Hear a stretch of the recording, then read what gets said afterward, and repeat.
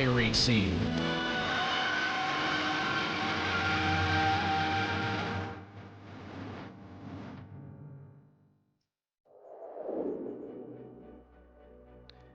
Sometimes it can be fun to put things a little bit out of place. So, how about a North American car on a vastly oversized European track it never raced in real life? Sounds like fun as we get ready for round 10 of the Skip Barber Sim Series, and you'll see it all live here on the Global SimRacing Channel. Hi, I'm Joe Peak, and with me in the booth is Howie Burrows. Behind the scenes is our director, Christian Duploy, and he's using cameras provided by Dougie Beard. Howie, I know I played it up a bit, but at least in iRacing terms, Skippies at Spa is not that uncommon. We might just be able to imagine we've gone back decades in Formula One and ramped the speed down by a whole lot. It certainly is an open-wheeled car taken to this classic circuit, but it's going to drive nothing quite like what else you see around here, given the top speed and the draft around here. Yeah, exactly. And while most race fans will probably know this place, in case you're new, let's head to our track guide. Welcome to Spa-Francorchamps. Less than an hour's drive east from the German border, this Belgian track has come to define racing for many different eras in the sport. It's no wonder it continues to entrance drivers when you look at the stats. The 7 kilometers over the course of a lap includes more than 330 feet in elevation change as it weaves its way through the Ardennes forest. Packed into this is 19 turns, some of which are considered among the most famous in the world of racing. Corners like La Source and Blanchemont have been on the lips of drivers for decades. But by far the most notorious is Eau Rouge and Radillon. Typically referred to in name by just the first section, it dips low and swings left, then compresses and climbs to the right up a massive hill. The sequence ends with a completely blind crest that sweeps to the left and leads onto the incredibly long Kemmel Straight. The bravery required to be fast through there will pay off towards one of the most popular passing spots at Lacombe. Eau Rouge is exemplary of the rest of the circuit though.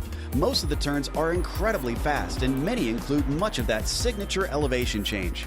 As jaw-dropping as the track is, you have to remember that this is the modern truncated layout. The old one, raced until 1979, was 14 kilometers in length, yet carried an average speed of 150 miles per hour. Present-day safety measures do cut down on the danger, but even in recent history, the circuit has proven deadly. It's clear why this track continues to be revered and respected by racers the world round. See from the various clips, Howie, definitely more suited to higher powered cars, but as we look at the track map, it is certainly also filled with a lot of long, fast turns too. Certainly needs no introduction around here. Very often you end up seeing big slipstream runs in smaller cars, but in a car that runs quite this fast. And apologies, might be having a few issues with Howie's mic, but yeah, as you can see, over 100 years that this track has been in operation, though most of the time it was as sort of regular roads converted into a race circuit, so it was a street circuit, if you will, for many years.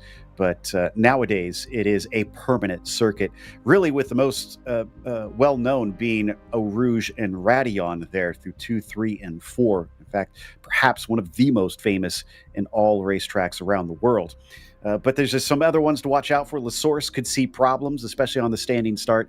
And then, of course, there's going to be a lot of passes down that Kemmel Straight, with that being the longest flat-out portion of the lap. So now that we've had a chance to look over the track map, let's bring Howie back and talk about the champion, or not the championship, but the race details.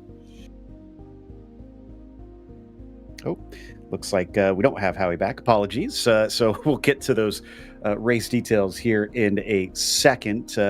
But it is about 8 laps. It is so long to get around here in this car that it might even be an issue getting both laps in during the qualifying. And they because you could wind up in a bit of an incident, since there are going to be so many cars racing close together. Draft packs are going to very much be a thing. It'll almost be like racing at Talladega, but with road racing cars. This is round 10 out of 12 as well, so we're in the last few races of the season. If you're out of the championship standings, you got to try and fight your way up a little bit from here and hope that you will be in the battle. And watch out for those disqualifications, the 17 incidents. The off tracks are easy to rack up. It sounds like Howie is in fact back here. And Howie, those off tracks, it's almost kind of one of the things that this place has become notorious for, both in real life and in the sim. Well, the modern scan that we'll be running here, as we do the classic Grand Prix layout, so just as you're used to watching F1 in the day, the modern scan is a lot more generous with the off-tracks. Nowadays, it's 4 wheels off at all of the tarmac sections and halfway on the grass. I remember this place used to be an absolute menace in terms of the way you got off tracks. It has been made a whole lot easier along the way. But one thing that hasn't been made easier are the curbs. All rescanned around here, and a few we used to be able to ride back in the 2010s now have giant sausages up at the top, especially at the end of the Kemmel Straight. They seem to catch me every time, and I hope drivers have still gotten used to them in the seasons we've had since this version launched. Exactly. It's been around a bit now, so drivers have had plenty of chance to race this version of the track. 5 minutes left. I'm waiting to see if any of the drivers can manage to put a time in here. If so, they can get around for another one. But again, these are very low-powered cars in comparison to what we've seen before. But it looks like, no, I think we are just starting the first flying lap for a number of these cars. So we will not see one for another 3 minutes around here, which is definitely going to make it a little bit too long to try and get that second lap in. Pressure is on, Howie. You got one shot. And there's so many corners where momentum counts. I often find that coming out of the Kemmel Straight, it's the next few turns that determine your momentum around the entire track around here. There's Coombs into Rivage and No Name. Will often just set up momentum in an incredibly vital sector, and such a momentum-heavy car, given that it can barely make it over 100 miles an hour on a good day by itself. So any speed you scrub at all here is going to kill your entire run. It also means that you got to watch out for getting any sort of damage throughout the race as well.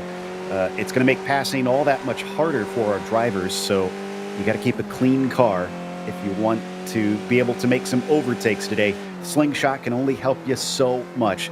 Hoglar down into Rivage himself, off camber, steeply downhill, and then of course it continues off into No Name, which in these cars a little bit easier, I think, than what you get with a higher downforce machinery.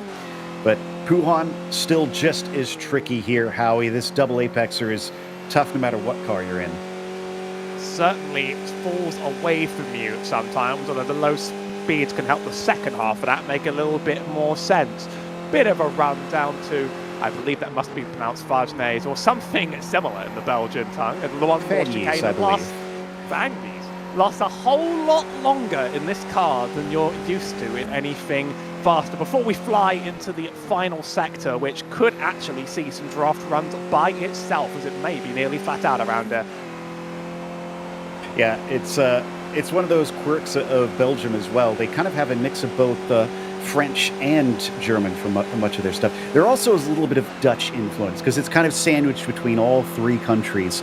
But for this track, since it is pretty close to both Germany and France, you'll see a lot more of the French names typically for all the corner names as well. Blanchiment, a good example of that. The bus stop, though, very simple, although I've heard many argue that it is no longer the bus stop since it isn't in the shape of what a bus stop chicane usually is.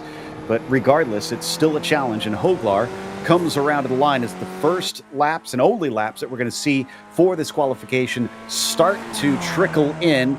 And Ricardo Martinez is currently quickest with the number 12 on his name, but he's overtaken by Martin. So the number 3 now, our provisional pole sitter.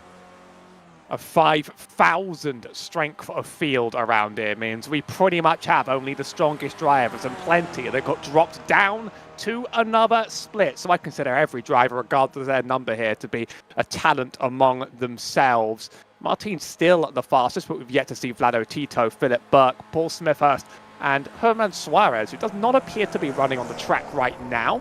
Tito's just got one more chicane to go. He usually qualifies up near the front in these cars, though. Yeah, off that chicane to the line. It is like they do in F1, where it's the early line right there. And a 2:48.8 is good enough for the front row. Wow, despite how long the lap is, he was only 0.06 of a second off. Paul Smithhurst also jumps up into third. Just behind him is Philip Burke. Yeah, Philip Burke has time to set a lap, but you mentioned Suarez, I don't think was out on track in time, so he's going to be forced to start from the back. And that's going to make another minute for us to ponder many things as we finish the last lap around here. It's Philip Burke in the 4 car. It's a 2:49.4. That's only going to be around the middle of this pack, and that makes a whole field. And everybody, any other laps people are running, it's just going to be to practice the hard parts. And Suarez is not going to make it to that start line. But Miguel Martin up at the top of it all in that number 3. Great lap. Again, I got to give credit to Ricardo Martinez, who sits in 4th after we've got our times down. And yes, there are 30 seconds left, but nobody is able to return to that start-finish line in time for the second lap. So they do gain, I believe, a little bit of a safety rating if they keep going, though. So probably why we see drivers continue to try and put the laps in here as we wait for that clock to hit 0. We'll grid up. And then we'll have 8 laps to try and decide it, but those 8 laps will likely be a wait until the final one, as things will likely erupt from there, and drivers truly go for it, unless they maybe get a little bit frantic earlier than that, choosing to try and take the track position. Here is your starting grid. In the meantime, Miguel Martin up on the top with Vlado Tito starting in 2nd. Paul Smithhurst will be P3. He'll have Ricardo Martinez next to him.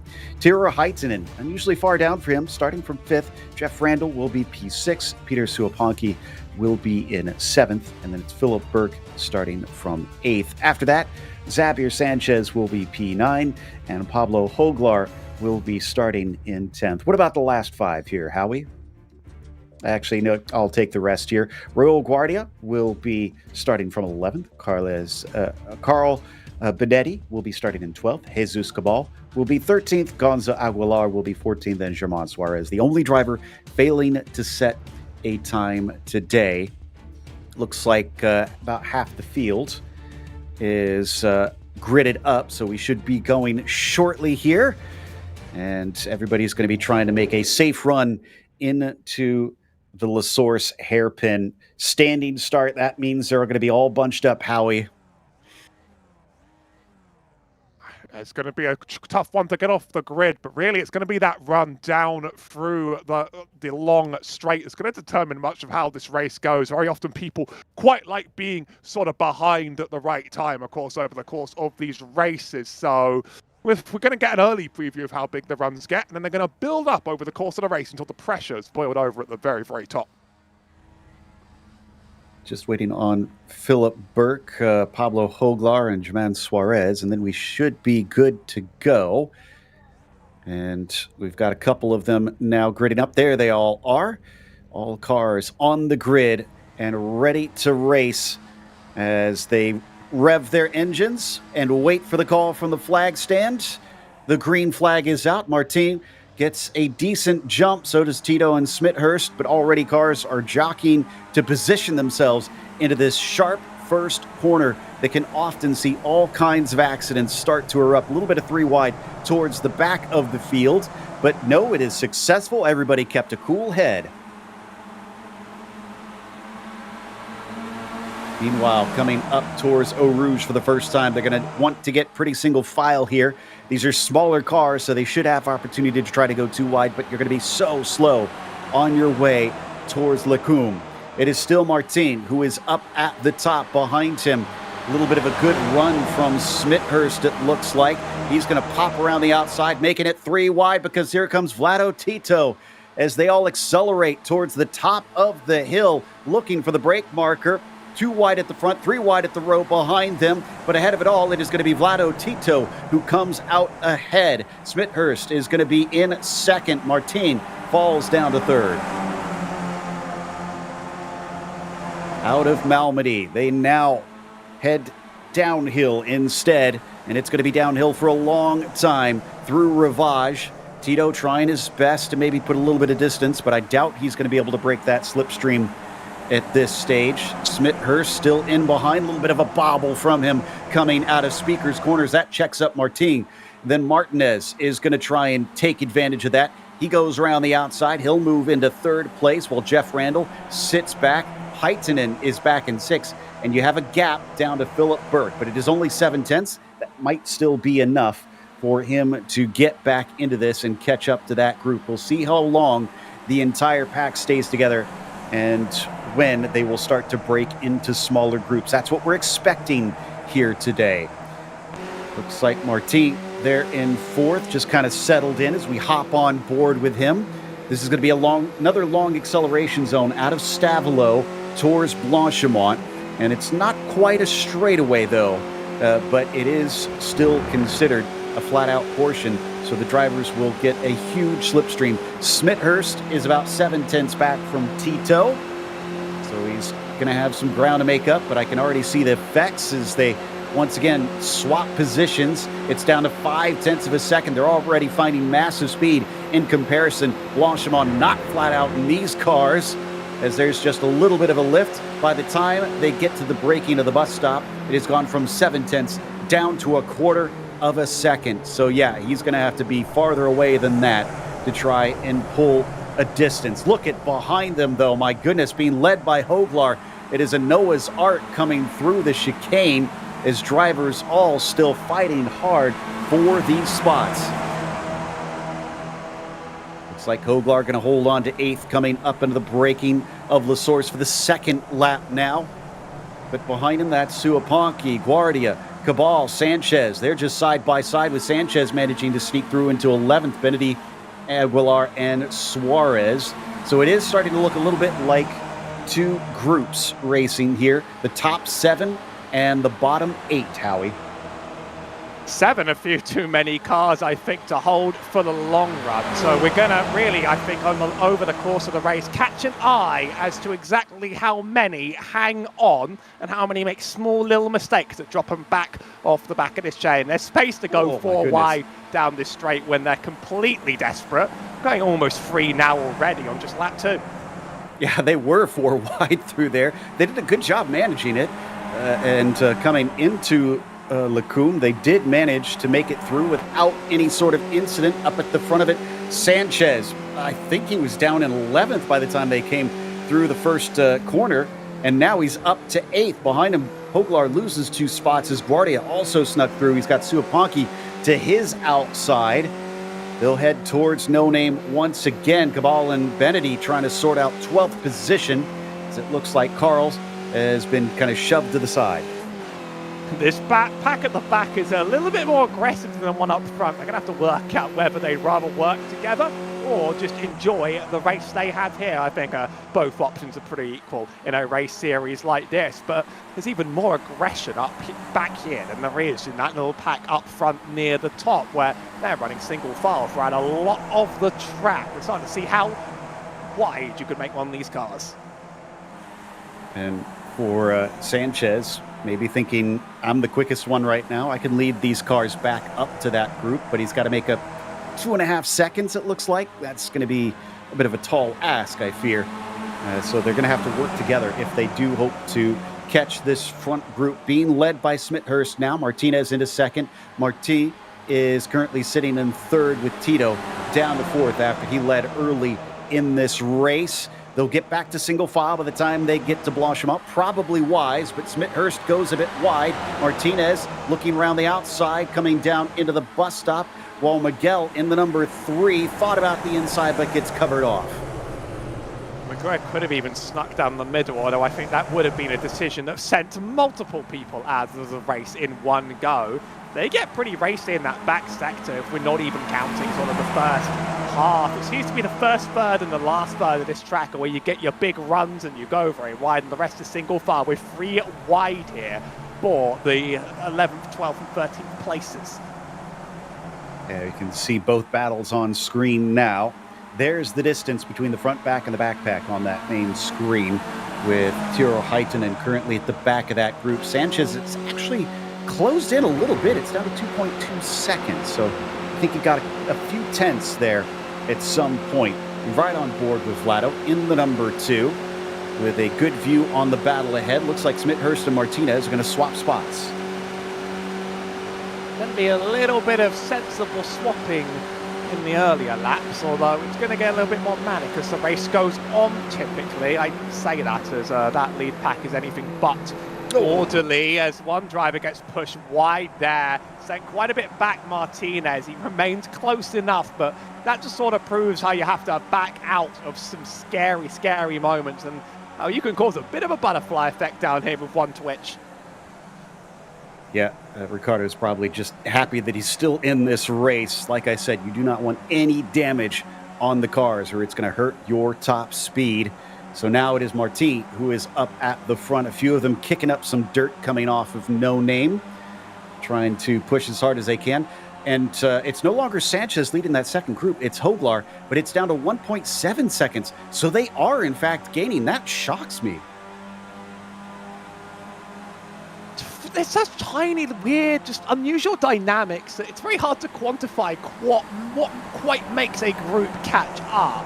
It's just based on how much they catch the draft of each other and sort of how much the pack ahead breaks each other's draft, and that's half of that to factor out of your control no matter which side of the equation you're on. So I do expect to see that sort of rise and fall unless those drivers single-handedly decide we're just going to trade and we're not going to do anything. They're a lot more orderly in that pack behind this lap, though. They are running at single file. I think that is going to be the option if you want to make this a big chase to the end.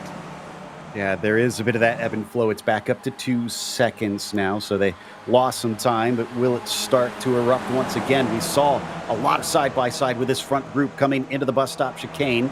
Again, they're being smart about Blanchimont. It's just afterwards that everybody maybe gets a bit too eager. Jeff Randall in the green and yellow, number 5. Looking around the outside, Marti is going to cover him off. Tito and Smithhurst will go wheel to wheel just behind him, have a little bit of contact, but they'll get away with it. That does cost them a couple tenths up to that second place car. But if you have a drafting buddy after a contact like that, you'll make it back. The worst times are when you sort of get left by yourself. If a contact shuffles you to the back, that's going to be the problem that's then going to get you closed down and out. So I think they got away with it that time. Top 2 building quite the gap out by themselves. I'm sure that will accordion up by the end of the long straight, though, because these cars have a very predictable drafting dynamic to them. They do, and all these drivers are going to be well aware. Many of them have been racing these cars for years and years on the sim. It's one of the oldest cars on iRacing, interestingly enough, but it has been going has gone through a few refurbishes over its lifetime, a few facelifts, if you will. Meanwhile, look at behind them. We talked about them working together. I don't think that's the case anymore. Hoglar leads a near 3 wide behind him. Sanchez almost past Benedy in the 14, but doesn't quite get there.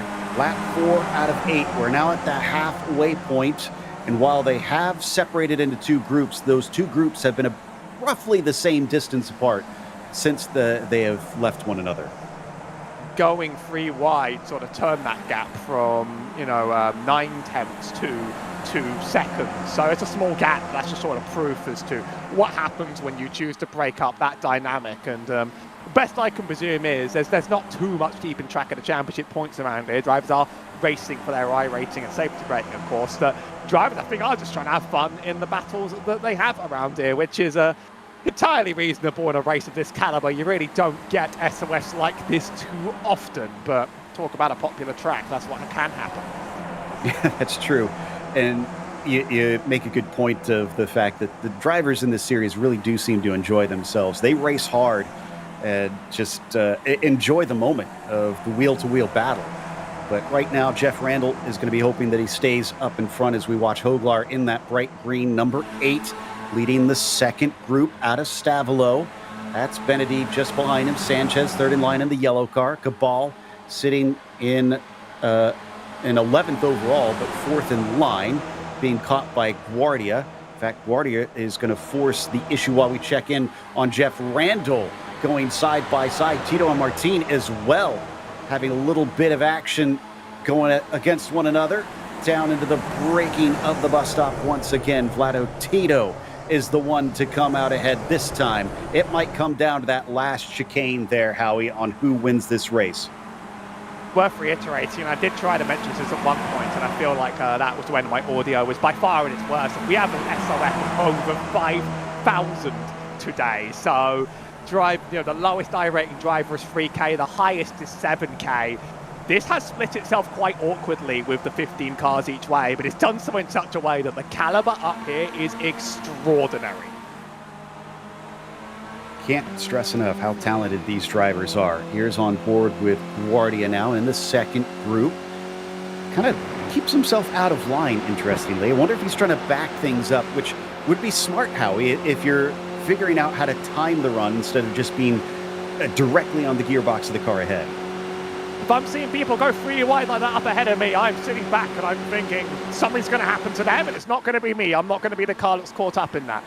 Save that sort of energy for the end. Jeff Randall shuffles out to the front of the lead pack, and it's 2 wide rows the whole way back. Meanwhile, back now enters that same chicane. Pablo Hogla remains in that P1, but it's just a little bit of trading back and forth. They're getting more and more racy now. We're in the back half, only 8 laps around here on a long one, but we're starting to see now more and more pent-up aggression. I always ask the question every time these cars race anywhere, where would you rather be at the beginning of the last lap? Sometimes it's not always first.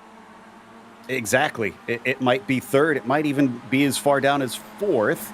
But then that adds all kinds of complications. Elbows are starting to come out more and more each and every lap at this stage. Up at the front, it is still Jeff Randall. We watch looking through the suspension back at Martin. He is not split far enough away. It's still 0.3 of a second. They're going to be right on top of him as soon as they get to the next long straightaway. But for now, he at least can focus on his race, looking forward through Fagnes into Stavolo, and now accelerating out of here on the way up to Blanchimont. Who's going to try and do something before they get to that swift left-hander?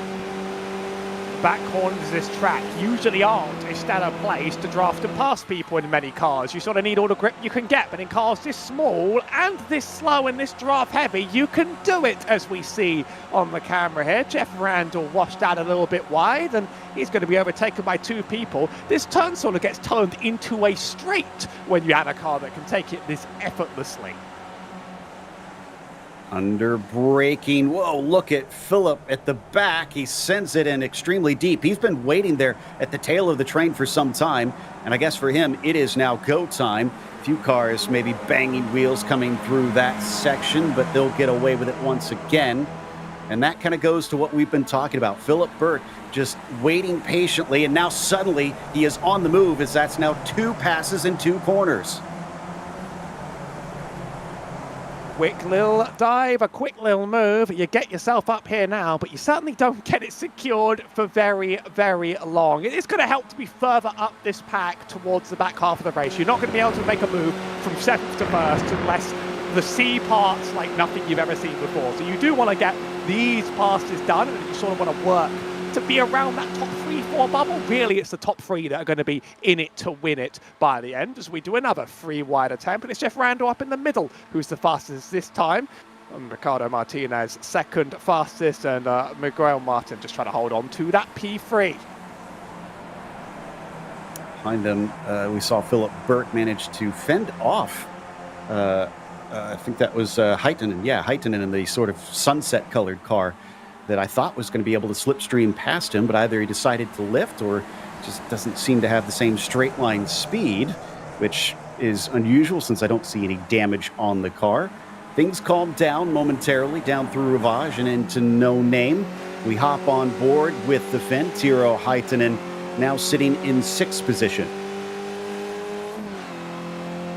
Certainly, you don't want to risk this becoming a second pack and then the one behind becoming the third one. You don't want to risk losing touch of the leaders and not having that actual chance to win the race. That second one, miles off now, 3 seconds. It's not getting any closer anytime soon. This one's still within range to make something happen, but you're not going to make a miracle move happen from 5th when the time counts. So how do you get these passes done against drivers like Leo Tito, who are hard to pass, They are very, very strong racers, and they're trying to do the same thing and get up there. Currently, this top three have sort of locked everybody else out of their bubble.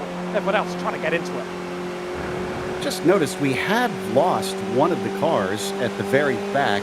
Gonza Aguilar is no longer in that second group. As we hop off of Tiro's camera. Oh, look in front, though. 3 wide. I would not advise that going into Blanchimont. 2 wide they can handle. It looks like that's what they're going to do, though, this time. Jeff Randall on the outside, given enough room by Martin there, sitting in third. They will fan out for a 3 wide moment, at least briefly, coming into the braking of the bus stop. Philip Burke again with an aggressive move. He likes that dive down into the bus stop. This time, though, it doesn't give him a spot. I'm a big fan of speculating from the chopper can just how many cars we could theoretically go wide if we chose to around here. It's certainly more than the 3, although I don't think it really ends well for anybody if we quite end it that way. Just look out for it to get a bit more dramatic as we hit for 2 to go and the moves really start to matter. See an 8 tenths gap from Jeff Randall. He's run away, but that is not gonna last once you have leapfroggers behind. If they can just for a lap or 2 just sort of use each other well and make sure that challenge for the win is on the table, this will be a race for the lead again. Yeah, I was looking at that main straight. You could easily have it go 5 wide there if the drivers really felt like getting ambitious. And, wow, Randall's got a bit of a gap here as they do go 4 wide this time. Philip Burke gets another one. Could he get a 3 for 1 on the same straightaway? Yes, he does. He moves into second place, but the car is on the edge of grip as he slid it through Lacombe. Incredible save. He was absolutely soaring at the wheel as he hopped over that inside curb. It's what I mentioned about the curbs here in qualifying. They're a little bit more brutal than they used to be. Some of them have a nasty cutoff on the other side where they suddenly drop down like a cliff edge. If you ride the car too hard over, it just sort of drops off and then you have to save the thing from grip. Other ones, like the one on the inside here, now have giant sausages. I was a big fan of running around the old Spa in iRacing just because, as old as it was, I was very comfortable on the curbs. This one does continue to throw me off, but the drivers have certainly gotten used to it. They're pushing the limits out here. We got a bit of a replay as well of some of the incidents that's been happening. There's been a lot of action. And Philip Burke, what is he doing sawing at the wheel there? Force feedback. And it's Max. Here's the slide. Carries it left. Wow. Knows exactly how to get that thing back on track. That was impressive. So Vlado Tito now as we ride above sits all the way back and forth. Philip Burke 2 laps ago was in 7th. Now he's in P2 and he's got Jeff Randall in front of him. Next time by is going to be white flag. Who does what where? And where do you want to be? Do you want to lead the last lap, or do you just want to give up that P1 as Jeff Randall appears to be doing and just slowing it down and getting the run back? This is going to be an absolute scramble out of this chicane. Not the last time we're going to do it, but it sets up how your last laps are going to go, and Miguel and Martin absolutely sends it, whereas Jeff Randall slows it well up on the inside. That's going to lead to a lead change before we've even started this last lap. Oh, almost did. Burke, I think, was the one that crossed the line first. That's critical information, though. If it comes down to that last corner, who can get off of there first? Early turn-in from Philip Burke. Now he's got to try and get the speed off the corner. Look at them, nearly 4 wide off the exit of the turn. This is going to get just bonkers on the end of the lap. Philip Burke leads, Randall second, Martin third, and Heitinen is fourth. And that is not going to last forever. We're running side by side up Radion, and Vlado Tito slips out wide, sends Heitinen wide. He's got a slowdown penalty. He drops to the back. That slowdown has separated the entire back group. So now we're 3 wide for the lead. Everyone else well out of touch of it. Miguel in the number 3 is able to take the point coming up into the braking zone. Philip Burke, though, still has a bit of a pull. He's still fighting for second with Jeff Randall. Another slide as the car looks so squirrely through Lacombe. He doesn't get that second place. It is Martin who holds the advantage now. Burke's setup has to be so much more squirrely through those turns than everybody else. That's the second lap that he's nearly just lost the thing under braking, and now it's not a thing everybody else is experiencing. iRacing have fixed FPS bugs just in time for this race, though, so that was a wonderful patch to catch along the way. Going to hit the back part of the track now. Only a few more portions to make this draft happen. That was Smithhurst, who got completely shoved into the gravel, has lost a lot of ground to this top group. They are getting in danger of splitting up, like you were saying. As you can see, some huge gaps there from third to fourth, really the biggest, I think, that we are seeing riding on board with Philip Burke. He's played so patient, and that patience has paid off as he slices up into second down into Fanyes. Only one more place to go, but that gap, 3 temps, is not insurmountable, but there's only really one more high-speed portion of the track, and it's not as fast as the Camel Straight. So everything about exit, everything about momentum, and everything about staying behind Miguel until the last possible second is going to make this. If he has a run, he could do this into the chicane. On board with Burke, a defensive move into the inside from Miguel, and he's trying to pinch him down almost, it looks like, as he attempts to force him to go shallower. Now he opens it up. All of them down through Blanchemont. Nearly contact between Randall and Burke, nose to tail. We're looking at nearly 5 wide as drivers try to sandwich themselves into here. All the way to the inside for Philip Burke. They are going to be 4 wide into the corner, and they're going to wreck to his outside. The inside line was the right call, as another incident behind them for second. At the final turn, Philip Burke will run away with the win. I think my first view of that was that Jeff Randall had a bit of a slip, a little bit of contact as well with one of the other cars. I'm trying to work out all the names in here because, quite frankly, every single car went absolutely everywhere. Ricardo Espinal Martinez was the one who would have tapped him from behind and actually got a meatball flag and finishes last out of all of that. Yeah, Martinez unfortunately sent flying off by contact with, I think it was Martin, and it was going to be Heighton and Randall who pick up the pieces and sneak into second and third right at the end. That went pretty much exactly how we were expecting it was going to go. But at the front of it all, Philip Burke played them like a fiddle. That was impressive stuff from the number 4, who comes away our winner as we get ready to take a look at the finishing results of this one. In fact, 14 of the 15 cars finished within 9 seconds of one another. That's crazy. Burke, your winner, as we said. Heitzinen was second, and Jeff Randall third. Vlado Tito, P4, with Paul Smithhurst in 5th. After that, Miguel Martin in 6th, Pablo Hoglar in 7th, and Xavier Sanchez 8th. Peter Suaponki gets himself a 9th place. Raul Guardia will be a top 10. After that, Benetti will be finishing in 11th, Germain Suarez 12th, Jesus Cabal 13th, Gonza Aguilar 14th, and Ricardo Martinez, unfortunately, 15th. Let's take another look at this here, Howie, and try to dissect this. There's so much going on in those last 2 turns. I think I've been able to work out the pieces of it, but there's a lot of moving parts altogether. Here's the chopper cam, and you don't watch Jeff Randall and Martinez. I think Martinez gives Jeff a little touch, that sends him loose, and that sort of begins the bowling game to the outside. It just happened to being on the inside was the best place to be. That clip on the rear of Martinez's wheel meatballs him and sends him out. It's actually that second hit right there. He can't recover from that. Then further back, more cars start bowling over each other over the finish line.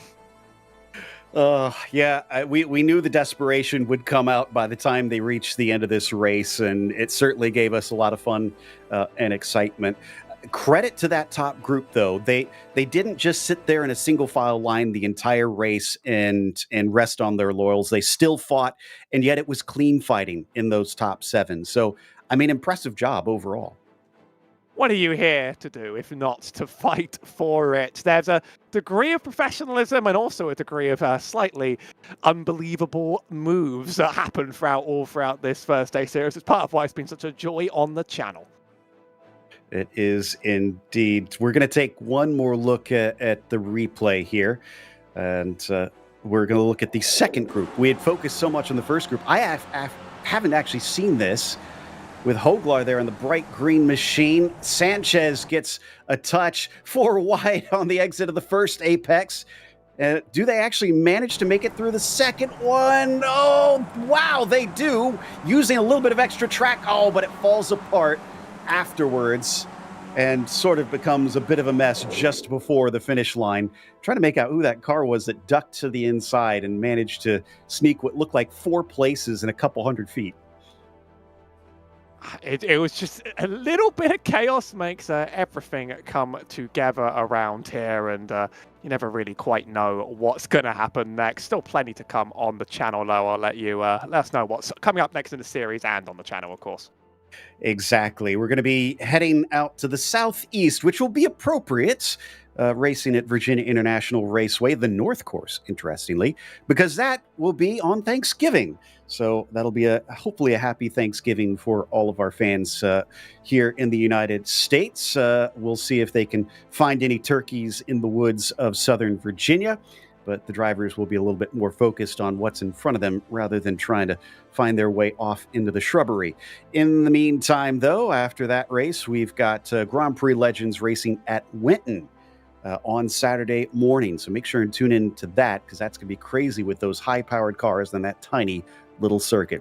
Be sure to check out all of the broadcasts that we have listed here. But I enjoyed getting to have you in today here, Howie. So thank you for joining us, and hopefully we'll have a good time next week on Turkey Day. Well, I was glad I managed to fix whatever happened to my audio in that time, and apologies for any disruption along the way, but the result is what matters at the end, and that was a stellar race to be able to at least make it to. We don't celebrate Thanksgiving here, so I'm as free as ever, but I'm sure the Americans, it's very important to all of you. Exactly. But thank you for tuning in to everybody out in YouTube land. In the meantime, race clean, race hard. We'll see you on the track.